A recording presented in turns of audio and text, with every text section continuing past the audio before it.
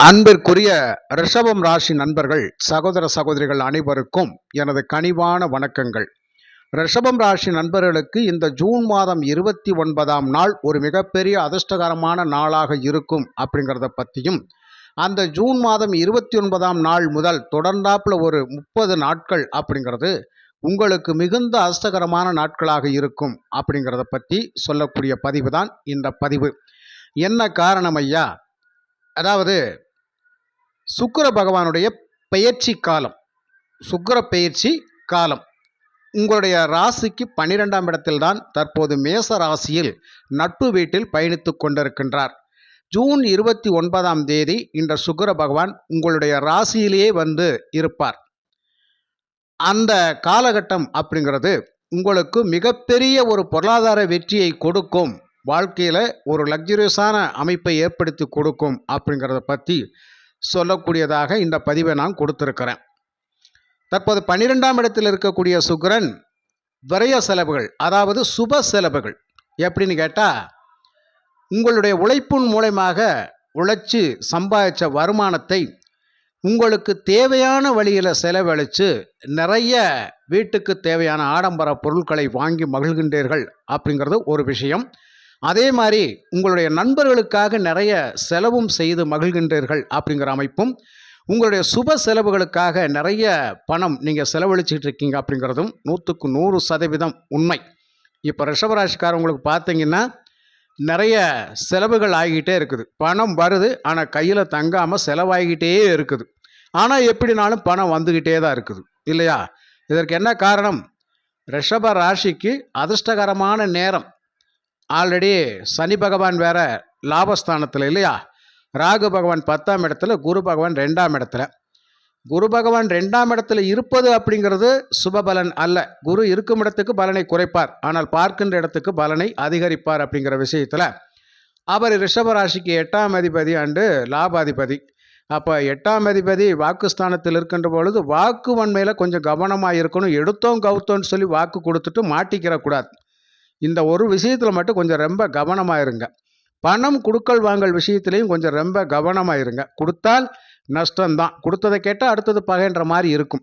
சரிங்களா? இந்த மாதிரியான கிரக அமைப்புகளில் சனி பகவானே மிகுந்த லாபகரமான சூழ்நிலை பணத்தை உங்களுக்கு வாரி கொடுத்துக்கிட்டு இருக்கிறாரு.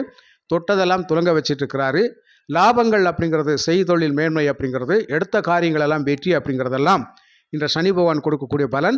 அதே மாதிரி ஒரு ராஜ பதவியை அலங்கரிக்கக்கூடிய அமைப்பில் உங்களுக்கு ராகு பகவான் செயல்பட்டு கொண்டிருக்கின்றார். அந்த ராகு பகவானை குரு பகவான் பார்க்கின்றார். அப்படிங்கிற பொழுது பண வரவுக்கு பஞ்சமே இருக்காது.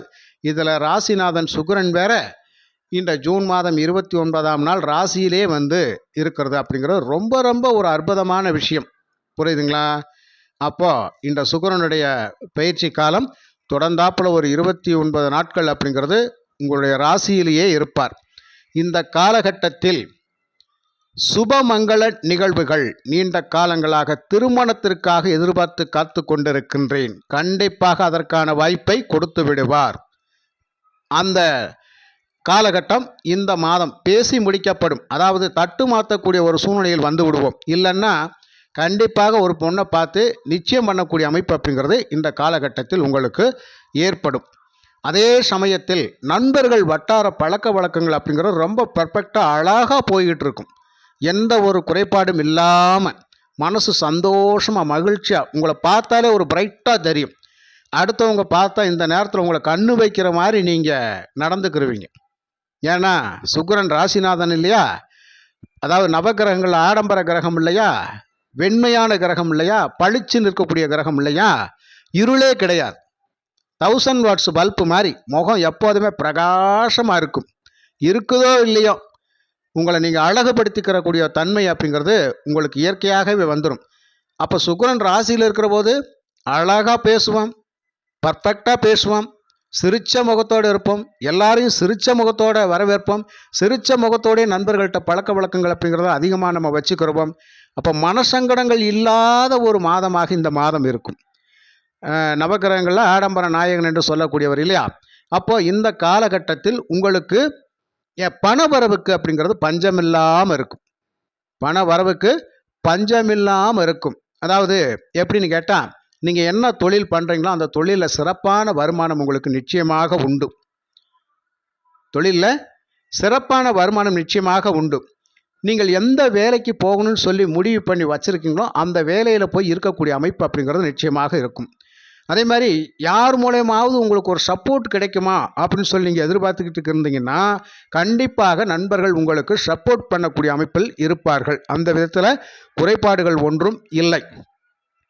அதுக்கப்புறம் இந்த சுக்கிரன் அப்படிங்கிறது ஆடம்பர வண்டி வாகனங்கள் வாங்கக்கூடிய அமைப்பை எல்லாம் உங்களுக்கு ஏற்படுத்தி கொடுத்துருவார். நிச்சயமாக கட்டாயம் ஒரு காரை வாங்கியே ஆகணும். ஆனால் நான் வாடகை வீட்டில் இருந்தாலும் சரி, ஆனால் ஒரு கார் வாங்கி ஓட்டி ஆகணும் என் சொந்த பந்தம் முன்னாடி. ஏன்னா கடந்த காலகட்டங்களில் நான் சொந்த பந்தங்கள் முன்னாடி நான் நிறைய அவமான அசிங்கமெல்லாம் பட்டிருக்கிறேன். நான் வாழவே மாட்டேன்னு சொல்லி எனக்கு வாக்கெல்லாம் விட்டுருக்குறாங்க. அவங்க முன்னாடி நான் வாழ்ந்து காட்டணும் அப்படிங்கிற வைராக்கியத்தோடு பேசுவீங்க. இந்த பேச்செல்லாம் எங்கேருந்து வருதுன்னே தெரியாது, ஆனால் வந்துடும். ஆனால் சுக்கிரன் பேச வச்சிருவார், அதே மாதிரி செயல்படுத்தியும் காட்டிடுவார். அப்போ ரிஷபராசிக்காரங்களுக்கு இந்த சுக்கிர பயிற்சி அப்படிங்கிறது மிக்க பக்கபலமாக இருக்குது. அதாவது விழுந்துருவோமோன்னு இருந்திருப்போம், ஆனால் விழ மாட்டோம், கைப்பிடிச்சு தூக்கி விட்டுருவார். ஆக சுக்கிரனால் மிகப்பெரிய நன்மை யோகத்தை அடையக்கூடிய அமைப்பு அப்படிங்கிறது ரிஷபராசிக்காரங்களுக்கு உண்டு. அதாவது இதுவரைக்கும் கிடப்பில் ஏதாவது ஒரு வேலையை போட்டிருந்தீங்கன்னா அதை மறுபடியும் எடுத்து செய்யக்கூடிய அமைப்பு. அப்போ பணிகள் எல்லாம் ரொம்ப துரிதமாக செயல்படும். எந்த வேலையும் பெண்டிங் இல்லாமல் செய்யணும் அப்படின்னு சொல்லி வைராக்கியமாக நைட்டும் பகலும் உழைப்பீங்க. ஏன்னா 6ஆம் அதிபதியே அவர் தான். உழைப்புக்காரங்கனே உங்களுக்கு சுக்கிரன் தான். உழைப்புக்காரங்கனே உங்களுக்கு சுக்கிரன் தான். ஆனால் ரிஷபராசிக்காரங்கள் உழைப்பதற்கென்றே பிறந்தவர்கள். உழைச்சி சம்பாதிச்சா போதும் ஐயா, எனக்கு அந்த பணம் எனக்கு தங்கினா போதும் ஐயா அப்படின்னு சொல்லி நினைக்கக்கூடியவர்களும் இந்த ரிஷபராசிக்காரங்களுக்கு தான். ஆனால் இந்த காலகட்டத்தில் உங்களுடைய உழைப்பு அப்படிங்கிறது 10 பங்காக இருந்தால் அதிர்ஷ்டத்தின் மூலயமாக கட்டாயம் 2 பங்கு சேர்த்தே பணவரவு கிடைக்கும். புரியுங்களா? உங்கள் வேலையை பாராட்டி, உங்கள் திறமைகளை பாராட்டி, உங்கள் திறமைகளுக்கு மதிப்பளித்து, உங்களுடைய வாக்கு வன்மைக்கு மதிப்பளித்து நிறைய பேர் உங்களுக்கு அதை வரவேற்றக்கூடிய அமைப்பில் இருப்பாங்க அப்படிங்கிறதையும் நீங்கள் புரிஞ்சுக்கங்க. அப்போ சுக்கிரன் அப்படிங்கிறது மிகப்பெரிய யோக பலனை தரக்கூடிய அமைப்பில் தான் இந்த ரிஷபராசிக்காரங்களுக்கு செயல்பட போகிறார். புரியுதுங்களா? அதே மாதிரி ஒரே ஒரு விஷயத்தில் கொஞ்சம் கவனமாக இருக்கணும். எதிர்பாலினம் அப்படிங்கிற விஷயத்தில் கொஞ்சம் கவனமாக இருங்க. ஏன்னா 6ஆம் அதிபதி அவர் தான். அப்போ எதிர்பாலினம் ஆண்களாக இருந்தால் பெண்கள், பெண்களாக இருந்தால் ஆண்கள், அவங்கக்கிட்ட பழக்க வழக்கங்கள் அப்படிங்கிறது கொஞ்சம் கவனமாக பார்த்து பழகிக்கங்க. பண பரிமாற்றங்கள் அப்படிங்கிறது கொஞ்சம் அளவாக வச்சுக்கோங்க. நான் அதை செஞ்சு தாரேன், இதை செஞ்சு தாரேன் அப்படின்னு சொல்லி வாக்கு கொடுத்துட்டு நீங்கள் மாட்டிக்கிறாதீங்க. அது கட்டாயம். ஏன்னா 2ஆம் இடத்துல குரு இருக்கிறது அப்படிங்கிறது உங்களை பொறுத்த மட்டும் நான் நேர்மையாக தான் பேசுகிறேன், நேர்மையாக தான் நடக்கிறேன், நேர்மையாக தான் வாங்குகிறேன் கொடுக்குறேன்னு சொல்லி இருப்பீங்க. அது உண்மைதான். பட்டு அவர் 8ஆம் அதிபதி அப்படிங்கிறனால இந்த வாக்கை கொடுத்து மாட்டவும் வச்சிருவார். அதனால் உங்களுடைய ஆப்போசிட்டுக்கிட்ட கொஞ்சம் கவனமாக இருங்க. சரிங்களா? இந்த காலகட்டத்தில் திருமண பந்தம் கைகூடி வரும், குழந்தை பேர் சிறப்பாக அமையக்கூடிய அமைப்பெல்லாம் நிறைய பேருக்கு உண்டு. அது மாதிரி நல்ல நல்ல அதிர்ஷ்ட வாய்ப்புகளெல்லாம் தேடி வரும் நண்பர்களே. அப்போ சுக்கிரனுடைய பயிற்சி காலம் ரிஷப ராசிக்கு இன்னும் ஒருபடிக்கு மேலே அற்புதமான சுபபலனை தரத்தான் காத்திருக்கின்றது. அப்போ இதுவரைக்கும் நமக்கு விரைய செலவுகள் ஏற்பட்டிருந்தாலும் இனிமேல் தேவையான செலவுகளை மட்டுமே நம்ம செய்ய போகிறோம். பணத்தை சேமிக்க போகிறோம். ஒவ்வொரு விஷயத்திலும் பார்த்து பார்த்து பயணிக்க போகிறோம். ஒவ்வொரு காரியத்தையும் பார்த்து பார்த்து செஞ்சு அதன் மூலமாக வெற்றியை பெறப்போகிறோம் அப்படிங்கிறத மனசில் உறுதித்தன்மையோடு நீங்கள் வச்சிருப்பீங்க. அந்த அமைப்பையும் உங்களுக்கு சுக்கிரன் ஏற்படுத்தி கொடுத்துருப்பார். கண்டிப்பாக கொடுப்பார். அதில் எந்த ஒரு மாற்று கருத்தும் இல்லை. அப்போ சுக்கிரன் ராசியாதிபதி ராசியிலே இருந்து 7ஆம் இடத்தை பார்ப்பது அப்படிங்கிறது நண்பர்கள், கூட்டாளிகள், வியாபார தொடர்பு, தொழில் மேன்மை, பணம் கொடுக்கல் வாங்கல், ஜாமீன் சம்பந்தப்பட்ட விஷயங்கள் அப்படிங்கிறதெல்லாம் உங்களுக்கு ஓரளவுக்கு நல்லா தான் இருக்கும். ஆனால் வாக்கு மட்டும் பார்த்து கரெக்டாக பேசிக்கங்க. எதிர்பாலினத்திட்ட மட்டும் கொஞ்சம் கவனமாக இருந்துக்கங்க. சரிங்களா நண்பர்களே? அதனால் ரிஷபராசிக்கு எல்லா விதத்திலையும் அதிர்ஷ்ட வாய்ப்புகளுக்கு பஞ்சமில்லாமல் இருக்கும். நிச்சயமாக அதிர்ஷ்டத்தின் மூலமாக பண வரும் வந்துகிட்டே இருக்கும். என்னையா செய்தொழில் அதிகமான லாபமே எதிர்பார்த்துருக்க மாட்டேங்க. நான் முதல் போட்டிருக்கிறேன், எனக்கு இவ்வளோதான் லாபம் கிடைக்கும்னு நான் நினச்சி கூட பார்க்கல அப்படின்ட்டு இருக்கிற நேரத்தில் அதிகமான ஒரு லாபத்தை கொடுக்கக்கூடிய அமைப்பில் சனி பகவான் செயல்பட்டுக்கிட்டு இருப்பார். நீங்கள் நினச்சி கூட பார்த்துருக்க மாட்டீங்க. பதவி உயர்வு ப்ரொமோஷன் அப்படிங்கிற எதிர்பாராத நேரத்தில் கிடச்சிரும். அது 10ல் ராகு, 2வது குருவானுடைய பார்வையில்.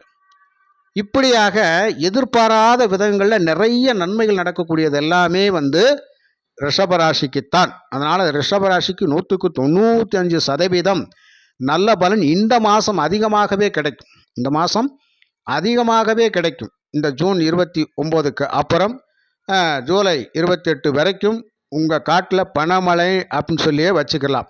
அதனால் வருமானம் வரும். தேவையில்லாமல் செலவு செய்து பணத்தை விரயம் பண்ணி விடாதீர்கள். சேமிப்பு சிக்கனத்தை ஏற்படுத்தி கொள்ளுங்கள். இது ஒரு சின்ன அட்வைஸ் தான். ஏன்னா ரிஷபராசிக்காரவங்கக்கிட்ட ஒரு வார்த்தை நல்லா பேசி அன்பு ஆதரவாக பேசிட்டா கண்டிப்பாக மனசு இழகி உதவி செய்ய ஆரம்பிச்சிருவாங்க. அந்த உதவியும் நம்பினவங்களுக்கு கண்மூடித்தனமாக செஞ்சுருவாங்க. அது ஒரு முக்கியமான விஷயம் இருக்குது. அதனால் உங்களை நீங்கள் ஒரு கிடுக்குப்பிடி போட்டு வச்சுக்கங்க.